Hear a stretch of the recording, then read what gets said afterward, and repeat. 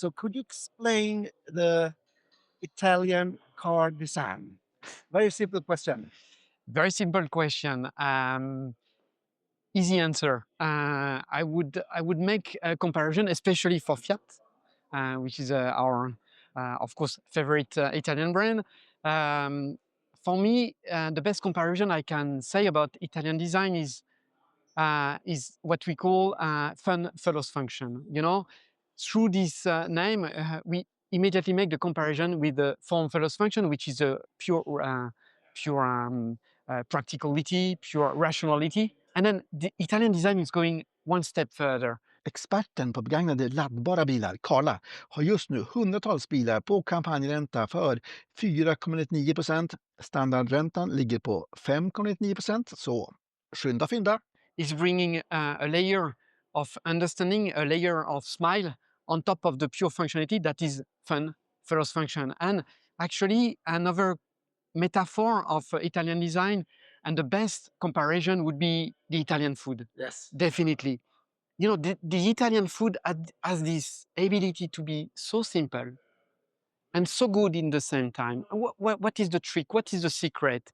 Simplicity? Yes, but good ingredients. You know, the choice of the ingredients that you put to make the food is so important. And then the ability just to put them together without any complexity, you know, just putting them together, finding the good balance between the ingredients. That's the trick of Italian food, but also that's the same for Italian design.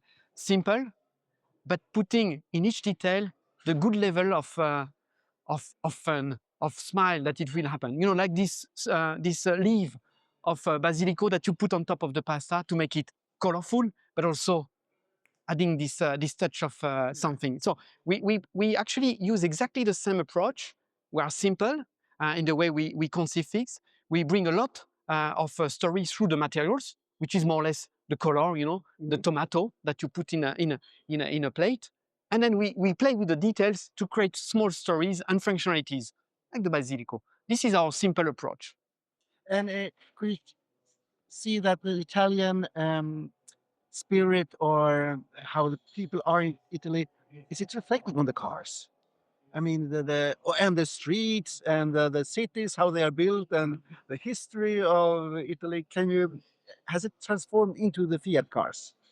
Yes, of course. I mean, Italy is a country that has a love for its territory, its own territory. You know, they want things to stay as they are forever because they love it. Yes, they'll And tear down the Colosseum. yes, so but it's interesting because they love their country and they are super proud of it, and they have the pride of the beauty of their country, and it's a bit the same for the Italian design. And there is also the feeling that we always talk about Dolce Vita. You know, this life outside where actually you live, you live from very little, you know, and you're happy with not so much.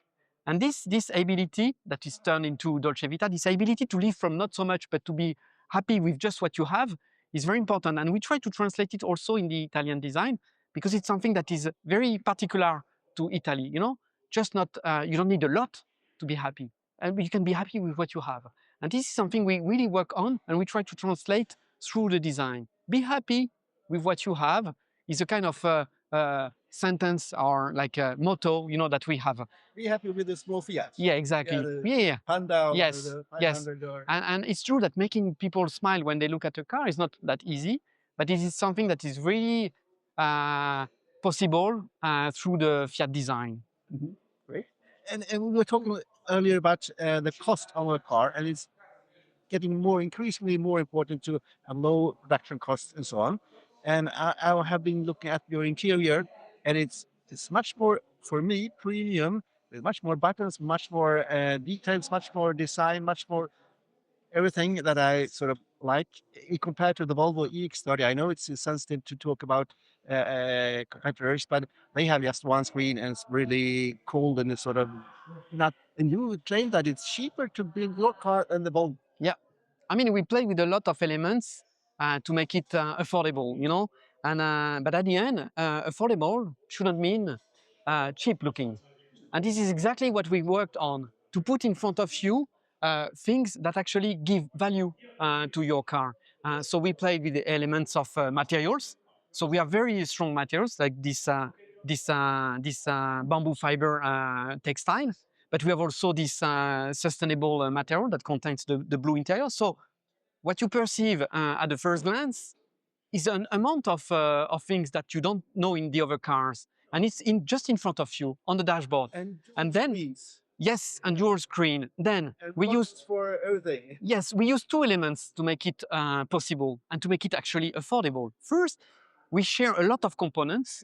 Being in a big company like Stellantis, we have the possibility to share a lot of components with some other cars, some other brands sometimes, which is a key thing because we use the volume effect of having these elements that cost much less because they are on many cars, but we don't put them in front of you. You know, they are here, they make their job, but they are not in front of. What is in front of you is actually what we offer to you.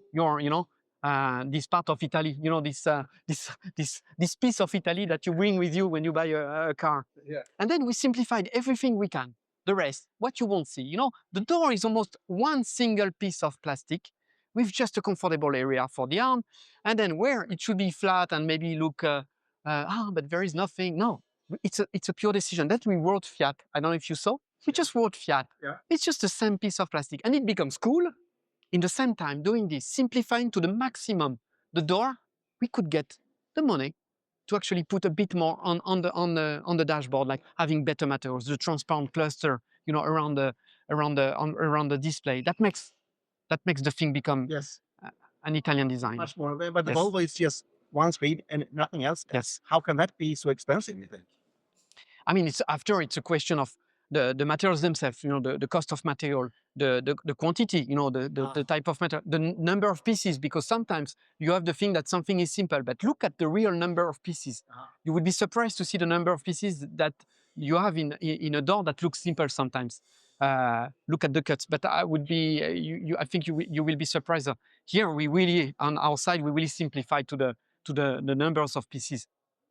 Then the rest is a question of, it can be a question of technology that you use also, but the same on the screen. We have screens that we share with the rest of the company. So we just divide of course, the cost per element. And you have recycled a lot of materials in the car, in these bottles and also the beverage and also the bamboo. Yeah. And it's going to be a little bit costly, right? Yes, right, of course. I mean, there is no secret. It has a cost to be sustainable. It has a cost, and we assume it, of course, proudly. It's part of something that we want to bring because we believe in the fact that we are responsible of what we do, and being responsible, we have to offer solutions that are cool and sustainable, and the sustainable as a cost. But we think the customer will recognize it and will be proud actually to communicate and to actually use a car that is conscious. So what are you most proud of with the design of the new Grande Panda? It's a difficult choice. Huh? It's a very Okay, thank you. two. First, I think the stamped letters in the doors, because it's a full story. It sums up the full concept of the Panda, being cool, strong, recognizable, and so simple. It's just stamped into the door, and at the same time, it's robust, precise, and it's smart. It's like you say to the other one, you don't need more pieces to be cool. So this is the first thing. Then the bamboo dashboard, definitely. The bamboo dashboard, yeah. yes, because of course, it's a full story, You have a shape, but beyond the shape, you have a functionality. It looks like which bamboo also. Yes, you have a storage, and then you have a textile that looks like bamboo, made out of bamboo fibers that is recycled, So it's a full story that is a metaphor of what is a good idea, what is a good design, I think. Is there anything else you would like to add about the car design of today? Because this is really strong, and you can see this is a Panda, and you can see this is a Fiat, and but it's not retro. No, exactly. elaborate Yes. on that? Yeah. I mean, what is important to understand is that there is a confusion between retro design, I think, and rooted design. Retro design is a kind of design that takes the past and just kind of, just slide it into the present. Just slide it in a way that it's all, not far from the copy paste. Could that be Just Renault 5? I won't say anything about the Renault 5. Right. Yes. Then what we try to do is another type of exercise where actually we provide a modern solution, a very modern solution that if you don't know the original Panda, you actually think this car is completely in line with the modern trends. This car is robust, is sexy in some ways. It has very modern cues, lamps. It tells very strong stories that are recognizable. This car is not looking like another one.